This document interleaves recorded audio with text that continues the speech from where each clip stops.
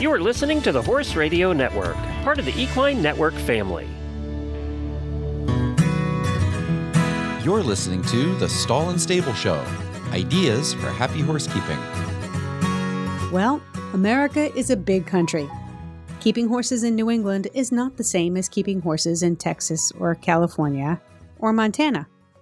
There are best practices and baselines wherever you live, of course, but we'd be silly not to talk about ideas for happy horsekeeping in specific areas of our big country. And so we're adding a new series called Stall and Stable West, featuring Horse Radio Network host, foxhunter, competitor, and horsekeeper extraordinaire, Tara Tibbets. Listen in to find out what this series is all about and perhaps learn a thing or two about horsekeeping in the West. This is episode 1 of Stall and Stable West, brought to you by Barn Pros. Today's Wednesday, October 5th, 2022. I'm your host, Helena Harris, in Little Compton, Rhode Island. And I'm Tara Tibbets, coming to you from Fort Worth, Texas. Please support our sponsors as their financial support helps make this show possible. We are absolutely delighted to welcome Barn Pros as our podcast's newest title sponsor. So why Barn Pros? Well, for most equestrians, whether amateurs or pros, the challenges of time and money are ceaseless. One of the ways we overcome those challenges is by being as efficient as possible, but without compromising quality care for our horses or ourselves. Enter Barn Pros. They offer extraordinarily well thought out barn and living structures that combine horse space and human space. One structure solves two problems. Barn Pros' exceptional quality, precise engineering, and streamlined building process reduces guesswork, mistakes, and time to build. That means time and money saved.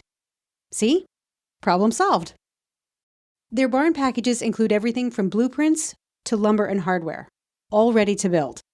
Plus, they have great resources for educating and supporting their customers throughout the entire process. To see their designs and floor plans, visit them online at barnpros.com. Hi, Tara. Welcome to the Stall and Stable family and our new show, Stall and Stable West. Hello, I am delighted to be here. We had so much fun talking about horsekeeping in my previous series on horsekeeping with HRN hosts. So for the longest time, Tara hosted the fox hunting episodes on Horses in the Morning, a little bit of a hiatus. And I say hiatus because we need a fox hunting show. For sure. And if Stall and Stable has to resurrect it, we will. Although, now that Horse Radio Network is owned by Equine Network, we've got a lot more resources. Who knows what will come of that? Yes, very exciting. But you do two things, which are near and dear to my heart. You are a fox hunter, and you also compete in show hunters and the equitation ring, right? Yes. Yep. Okay. Tell us about your horses. 2022 has been a rough year for my horses. I lost my 29-year-old quarter horse in June, which of course is sad. However, 29 years is remarkably lovely. He was my first fox hunting horse, and as time goes on, we'll get more into Jaguar's history, but he was a quarter horse my parents raised. I showed him in reining. We went to the Youth World Championships in reining. My mom showed him in all around, and then I brought him to Texas. He sat around for a while, and then he became my fox hunting horse until he retired at 24. So my current herd is, we'll go oldest to youngest. I have a 10-year-old warm blood mare. Her name is Coco Chanel, and she embodies everything Coco Chanel would make you think. And she is from a breeder local to me, October Hill Farm. So that was a pretty delightful opportunity to get a really nice horse locally. My other horse is he's an 8-year-old off the track thoroughbred. I got him the January he turned 3. He ran twice, was terrible, got retired. He's beautiful and lovely and an amazing fox hunter and trail riding horse. However, he's got some just weird ailments that we've been working through for the past 18 months. And so he's rideable. He does well. We're just kind of taking things easy, and he's got a fat leg right now. And then lastly, a friend and I purchased in the 2020 Chincoteague Pony Auction online for the first time ever. We got a Chincoteague pony, and Jean is 2 now. Other than the Chincoteague pony, our horse situations are almost identical. And that's kind of an important point because I'm up in New England, I'm in the Northeast, and you're in Texas. And so and I'm now just starting to get involved. I didn't know which discipline I wanted to put my thoroughbred mares in, but it looks like I'm going to be going into the hunter ring, at least with Susie. And who knows what Clarabelle will do, but I'm really kind of digging the hunter jumper world. Good. Which I thought I wouldn't want to get into. So again, our lives are pretty aligned, but the way I keep horses can be pretty different than the way you keep horses, and not in terms of best practices, but in terms of geography, culture, community. The things that you need to take into account in Texas are very different than I need to take into account in the Northeast. So I'm guessing you agree with me that Stall and Stable needs specific coverage to areas that are different because the U.S. is so geographically different. What are your thoughts on that? Absolutely. And I think to kind of build upon that, there's gotten to be so much research and information about different ways to keep horses that I might have a friend in Fort Worth who keeps horses maybe somewhat more similarly to you because of their life circumstances or the way their property is laid out or the type of horses they have. And so climate is huge, geography is huge, discipline that you ride is huge, and just the actual space you have available is huge. So yeah, I think it's absolutely relevant. I mean, we could probably have 5 different Stall and Stables just covering the different geographic areas of the U.S., not to mention, across the pond. I mean, that would be even more fun to learn about how people in Europe take care of horses. But we'll start small, right? So when you were on my show last, you talked about growing up in Montana and on your family's farm. Can we start with that in this episode? Because I think that's pretty good. I know nothing about Montana, and that's like, I'm such a loser, but I've never been there. I only know it's a state that's kind of close to the Pacific Northwest. You're bordering Canada, but there is a huge horse culture there. So what was your farm like growing up in Montana? So my parents bought the place where I grew up literally when I was born. They were finishing the house the week I was born, and I was passed around my parents' friends before they were able to move in. And it was 20 acres outside of Miles City, Montana. And Miles City is 100 miles from North Dakota. So it's very far on the eastern part of the state, which is pretty different than what people think about when they think about Yellowstone. That's the mountainous part. Miles City is the foothills. So Miles City's colder, windier, and probably a little more arid than the western part of the state. And in the way my parents set their place up, so I say, people always, you hear interviews of people who ride and they're like, oh, I'm a first generation horse person. My parents didn't ride, yada, whatever. My family never stopped riding horses. My grandparents raised quarter horses. My great grandparents raised quarter horses. My grandfather was one of the founders of the Cowboy Hall of Fame. It's thick into my history. And so my parents set their place up very much from a background of growing up on large ranches. My mom grew up, her dad had 5 or 6 stallions that he stood, and they raised 20 to 50 foals every year for a while. My dad grew up on thousands of acres, just with catching wild horses in rope pens and breaking them. So we were set up there was a barn with stalls that had runs off the stalls, but the horses were really outside the majority of the time. And we had 4 or 5 decent sized pastures on the 20 acres. And Dad always had the horses in work. He had cutting horses. I had show horses. And we'd put them in at night and let them out during the day. The one thing we did that I so wish I could still do is in Montana, you really can't ride in Miles City from late November to late February. It's too cold. It's not worth it. So we would take our horses out to his brother and sister-in-law's ranch, and they'd be out on 5 or 6 sections for 3 months. Just turned out. Just turned out. Yep. Yeah. How cold is cold? Because cold to me might be different than cold to you.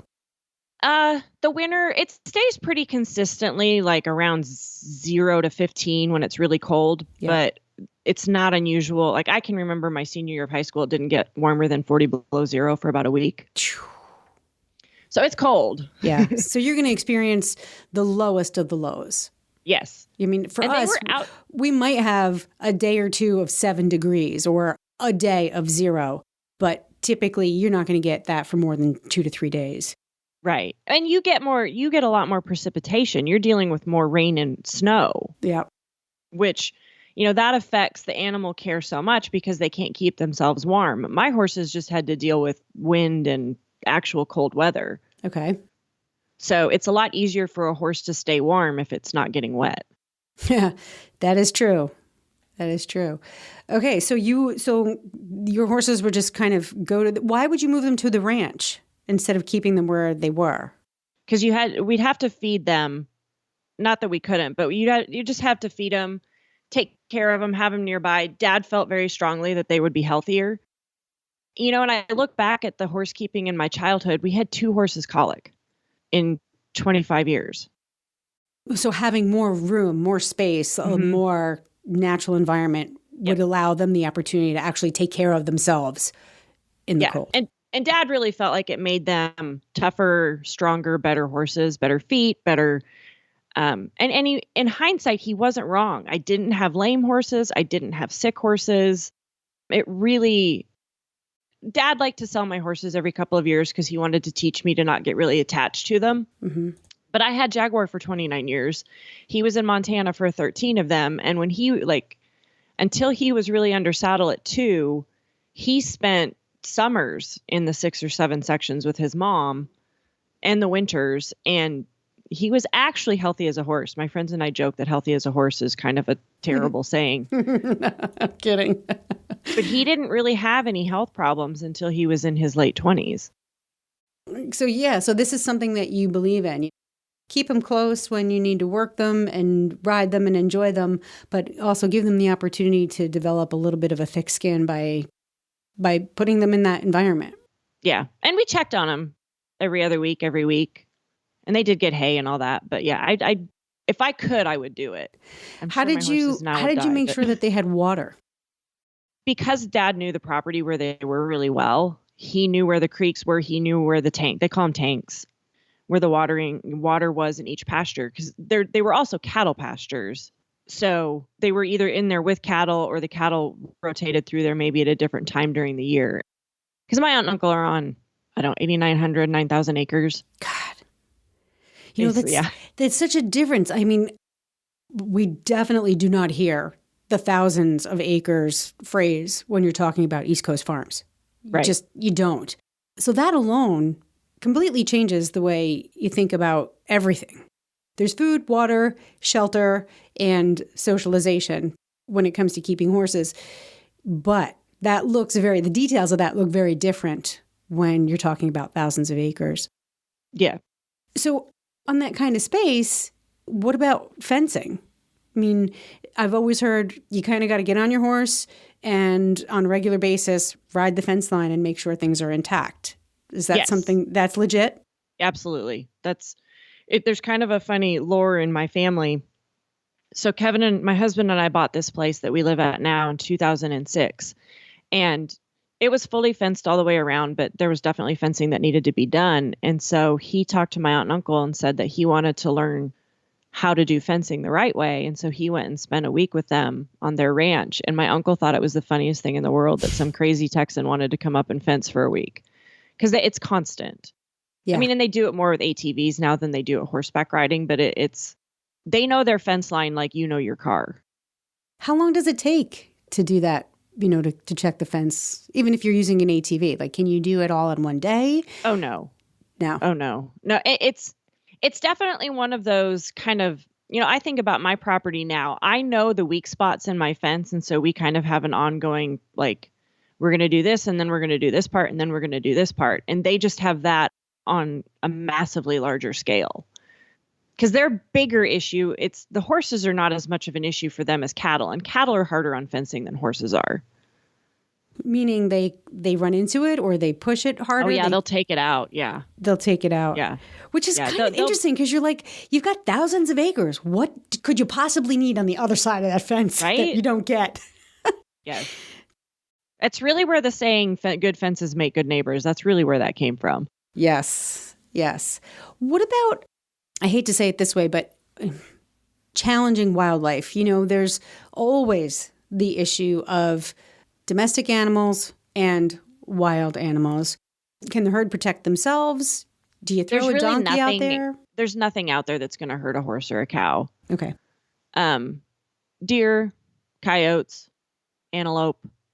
I mean, the biggest predator in eastern Montana is a coyote. Wolves haven't made it that. I don't think wolves have made it east of Billings yet. Yeah. They're still recovering. Yes. So it's the I mean, you sometimes worry a little bit about maybe a pack of coyotes getting after a calf, but that it was never an issue. There was a bigger issue with crows eating calves' eyeballs than there was with anything else. God. Yeah, it's pretty. Tara, gross. you had to do that. I got to recover from that one. Oh, you see, this is the hard part. I'm over here in the Northeast, like my little city girl horse property. And I'm like, oh, my horse cut her leg. And yet there are people who are dealing with very real confrontations between the land and the environment and their animals' well-being, whether it's livestock, calves, or horses.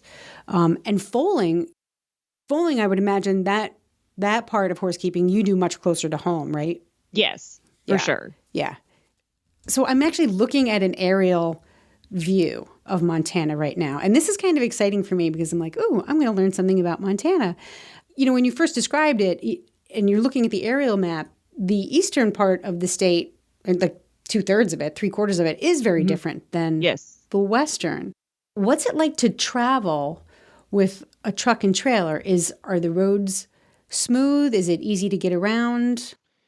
The highways are very well maintained, very nice. There's hardly any traffic. It's and outside of that, when you're, I spent the majority of my time like moving cows with my dad and such as a kid. Like it was usually dirt roads or just driving out in the middle of nowhere with no road, which was fine. I mean, I never felt unsafe. I've spent a lot of off-roading opportunities. So we always had a horse trailer and we always had a stock trailer. And so Dad would only ever take the stock trailer when we were going to go out to the middle of nowhere. And all these ranches have a place where they gather cattle to sort and separate and brand and all those, vaccinate, doctor, whatever. And so those always had roads to them with good parking and all that. It just feels so wild to me. And you're like, no, this is just my backyard. I mean, it is wild. And, I'm in my 40s now and I realize, and Mom and Dad never really said anything about it, but I realize now how lucky I was. To grow up in that kind of environment. Yes. I mean, it's what people dream about. Yeah. Now, was that their profession? Horsekeeping and racing and all that? Were they horse professionals of some sort? Or did they have day jobs? So my dad owned the stockyards in Miles City. So he owned the auction market in Miles City for 20-something years. He sold it when I was in middle school. And then he had a liquid cattle feed supplement business is what he was doing until he passed away in 2006. And my mom was a stay-at-home mom, and then she worked for the hospital for a number of years. But my grandparents, Mom and Dad had stallions and raised horses. I would say it was more of like a hobby type of a situation. Dad pretended like he was doing it to make money, but we all know how that goes. Yeah. And they did make me sell. I had a really nice quarter horse that I did with the jumping stuff with, and they made me sell him to quote unquote help pay for college. So going from Montana to Texas, what have you brought with you from your life in Montana to Texas? You're like, this is something I learned growing up and I'm not going to let go of that.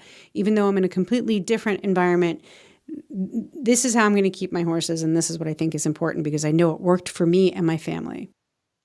So I set my barn up, not identical, but virtually identically to the way the barn that my parents had was. So it's got 4 stalls. And because at the time I built the barn, Coco was 6 months old. She was a baby. And so I thought she was going to be really big. She's not. She's 16 hands. But I knew going into it that my hobby was going to necessitate larger horses than quarter horses generally are. So my stalls are 12 by 14. And then I wanted runs off of all my stalls so that the horses, if they need to be stalled, they can, but they're never, like, finger quotes, stuck in the 12 by 14. So each stall has a 50-foot run off of it. They're about 15 feet wide and 50 feet long. So they're pretty good sized. 3 of the stalls have those. And then 1 stall has an actual paddock adjacent to that. And then they can go from those paddocks, those pens, out to just being turned out because we're only on 10 acres. So I really took from the setup I grew up with to having the more horses can move around, the healthier and the happier I feel that they are. Mm-hmm. And we don't get extreme weather really in North Texas, contrary to what the weather people and people here like to pretend like that the weather is. It's really not. Like, we might get a lot of rain. Yes, there's the occasional tornado, but those are so concentrated. They're not like crazy snow events or whatnot. So I want my horses to be outside as much as possible with the ability to go inside if they choose to in bad weather. And I do keep them the same way my parents did, but I alternate it. Like right now, they're turned out during the day and they come in at night. During the summer, when it's really hot, I swap it to where they're in their stalls because each stall has a ceiling fan. And then they're turned out at night when it's cooler. Yeah. Yeah. Sometimes we can allow them to make the choice to come in or out, depending on how our properties are set up. And sometimes we have to bring them in and keep them in. Right. But I find that when you pay attention to your horse's behavior when they are allowed to make choices, then keeping them in during the day when it's hot and they're under a fan, they would make that choice anyway. So, yes. I mean, mine are in from 10 to 2 pretty much every day in the summer.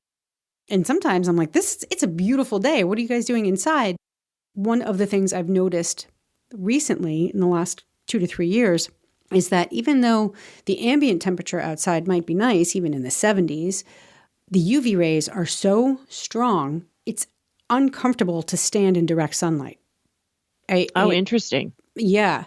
And so having an environmental background, I've been aware of the thinning ozone layer for the last 30 years. But it wasn't until the last 3 or 4 years where I have felt that it is intolerable. Even, Susie, she can be grazing at 10 o'clock in the morning. It could be 75, 80 degrees. And the side of her body that is exposed to direct UV light, the sun's rays, will be sweating. The other side of her body is dry. Crazy. Yeah. So, so she chooses to come in just simply to get some respite from those rays, which are so strong. Okay, so that's a universal thing. The more horses can move, the better. And so you're taking this sort of microcosm of Montana and installing it in your farm in Texas. I love that. Do you consider yourself separate or different from your East Coast or West Coast equestrian counterparts? Or do you feel aligned with them? Like, yep, just because we live in different areas and we come from different cultures, I feel connected to you. Or no, I really feel different because things can be isolating. I am living in a different world. I mean, obviously, just the interest in horses is an alignment with them. I think that East Coasters generally, more than Midwesterners or Westerners, unless you go to the far coast, so many more of us in the center of the country are able to have horses at home. I feel like on the East Coast, it's much more of a luxury to do that. You're much more often, most folks I communicate with very regularly on the East Coast, their horses live at a boarding stable. And that just makes for a different horse experience. It does. I mean, land is at a premium here, and especially in the Northeast where we are extremely overdeveloped, where we finally have zoning laws in place. So you can't, in my town, you can't build anything on less than 2 acres, which people complain about. They complain about. They want to build a 3,000 square foot house on a quarter of an acre. But in the rest of the country, maybe not California, but in other areas, especially non-metropolitan areas, land is more available. And so you're right. It's the opportunity to keep horses at home is much more accessible. And I think, I'm probably going to get flamed for this, but I think it makes a difference in the ride, the horse's performance, the relationship with the rider. And it's funny you say that, because I have a friend who she's came to riding as an adult. She had her horse boarded for years. She and her husband bought a place where they could keep their horses at home about 4 or 5 years ago. And she made the comment when we were riding this past weekend that she feels like her relationship and her ability to ride is wholly different now that she keeps her horses at home. Mm-hmm. Understanding my horse's personalities and their subsequent behaviors completely influences the way I work with them, the way I train them, the way I ride them, who handles them, verbal cues that I use. But without that kind of detailed information about their personalities, I'd be doing a one-size-fits-all approach to horses. Mm-hmm. People who board and invest a lot of time into their relationship with their horses, please don't be offended. But there is something that you're missing when your horses are in a boarding stable and you are not responsible for their care. It doesn't mean that the quality of the care is any less than what they would get at home. But I do think that being able to understand them at a detailed level by caring for them improves the relationship and therefore their performance. When you can affect the change of their feed, when they get fed, just everything, if and when they get supplements, what their water bucket looks like. It just, yeah. Gene, my Chincoteague pony, he really likes the maroon water bucket. He hates the green one and the black one. Yeah. And when you're trying to keep a horse hydrated, knowing that matters. It totally matters. And it saves you money too. That's the other thing.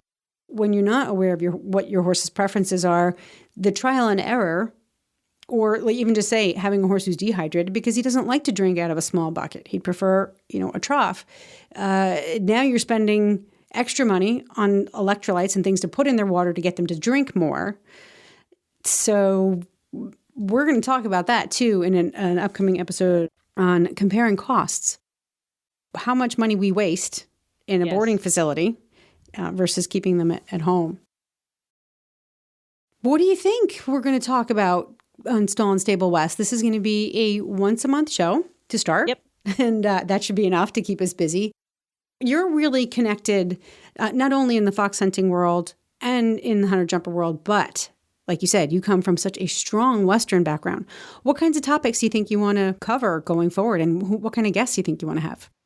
Well, and I absolutely would love listener feedback if there's anything West Side that they're interested in hearing about. But I would like to get more folks on that trail riders who keep their horses at home and Western riders, from barrel racers to reiniers to cutters, rodeo folks. One thing I think that I'm sure a lot of our listeners do, but the folks who really hit the ground rodeoing, they travel a lot more than like a hunter jumper or what, we go to the really involved hunter jumper people go to a circuit and they're usually there for 3 or 4 weeks or whatever. Rodeo folks will go to 5 different rodeos in 4 days from Texas to Montana. Wow. So, and that is a kind of horse care that I think is really fascinating and interesting because you're dealing with travel and stress and new arenas and all of those things.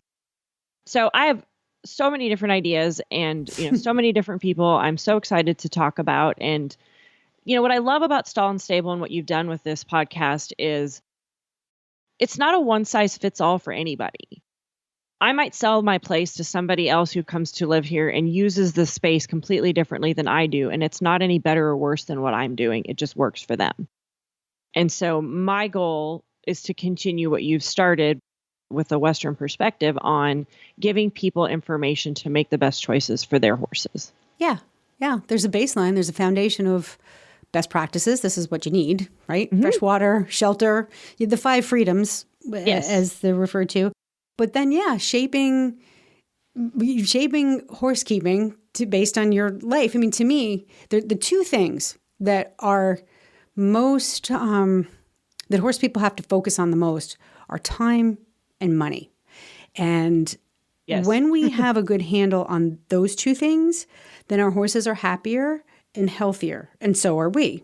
So if we can make horse keeping more time efficient and more cost effective, then that's everything. Yep. Because then you can take your extra dollars and make your horses life way better.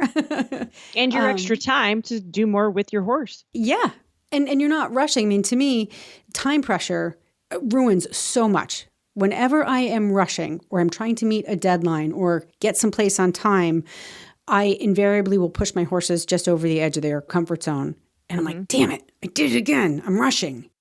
And horses take time, lots and lots and lots of time, especially if you want to do something right.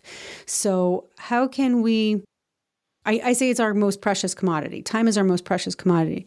How can we make more of that or make the time that we have last longer?